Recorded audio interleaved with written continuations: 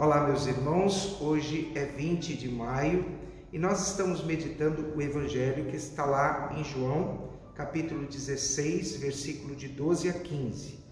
E o Evangelho nos diz: naquele tempo disse Jesus a seus discípulos: tenho ainda muitas coisas a dizer-vos, mas não sois capazes de a compreender agora. Quando, porém, vier o Espírito da verdade, ele vos conduzirá à plena verdade, pois ele não falará por si mesmo, mas dirá tudo o que tiver ouvido, e até as coisas futuras vos anunciará. Ele me glorificará, porque receberá do que é meu, e vô-lo anunciará.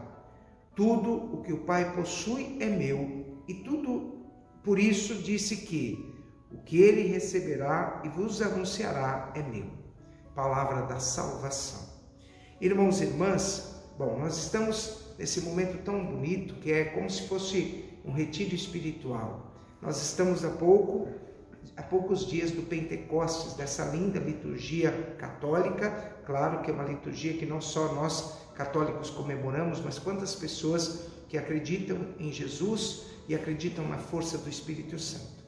Então todos esses dias estão sendo dias de, vamos dizer, de retiro espiritual. Estamos progredindo para a gente ver o início dessa igreja que surgiu em Pentecostes. O Evangelho de hoje, Jesus vai dizer para nós, Ele diz que tem muitas coisas a dizer para cada um de nós, mas nem tudo ele foi ainda capaz de dizer, porque nem todos compreenderão tudo isso. E muitas vezes a gente só vai compreender, e os discípulos de modo particular só irão compreender tudo isso quando eles estiverem lá naquele momento pós-Pentecostes, quando o Espírito Santo realmente entrar na vida dele, é que eles vão entender toda a ação e toda a missão de Jesus. O Evangelho antes é precedido por uma leitura que é muito bonita, que é a leitura dos Atos dos Apóstolos. Eu até confesso para vocês que é uma das leituras mais lindas que eu reconheço dos Atos dos Apóstolos. Por quê? Porque Paulo vai para o Areópago, é um lugar onde haviam muitas divindades religiosas representadas em formas de estátuas para representar um deus grego. Eu quero que todo mundo lembre que o grego ele justificava a sua forma de vida baseada no pensamento, da forma como ele contemplava o Deus. Então, o Deus era um Deus muito permissivo. Quando Paulo vai anunciar o Evangelho, ele diz até na sua palavra que a gente tem que anunciar o Evangelho oportuna e inoportunamente, mas a gente tem que levar a palavra de Deus aonde nós estivermos. E quando ele chega, ele encontra um altar que não tinha nenhum Deus. Estava escrito: ao Deus desconhecido.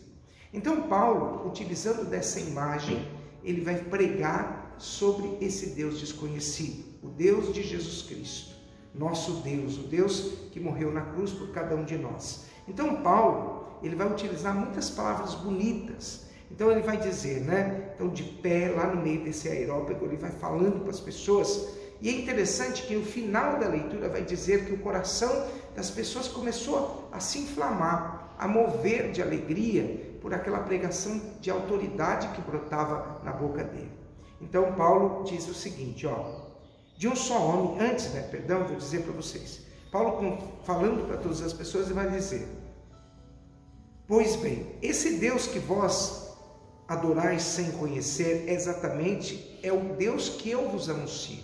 E ele vai continuar: o Deus que fez o mundo e tudo o que nele existe, sendo o Senhor do céu e da terra, ele não habita em santuários feitos por mãos humanas, não é servido por mãos humanas, como se precisasse de alguma coisa, pois ele é que dá a todos vida, respiração e tudo o mais. E aí ele vai dizer que os poetas falavam desse Deus, diziam o seguinte: nós somos da raça de Deus. Essa palavra é muito bonita, porque a partir desse Deus nós vivemos, nos movemos e somos. Ele vai falar.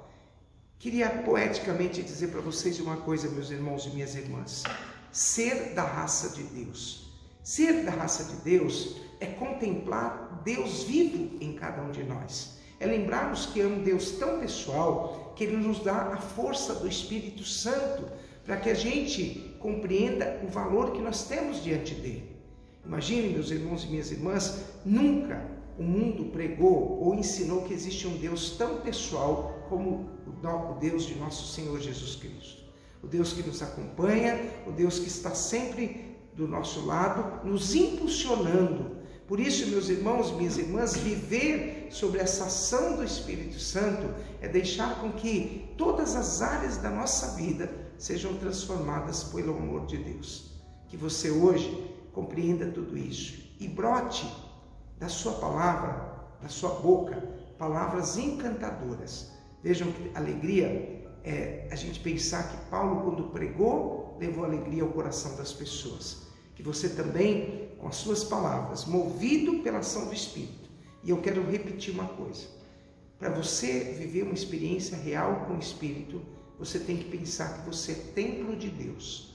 Você é a raça de Deus. E Deus quer agir na tua vida pela força desse Espírito que nos alimenta. Louvado seja nosso Senhor Jesus Cristo.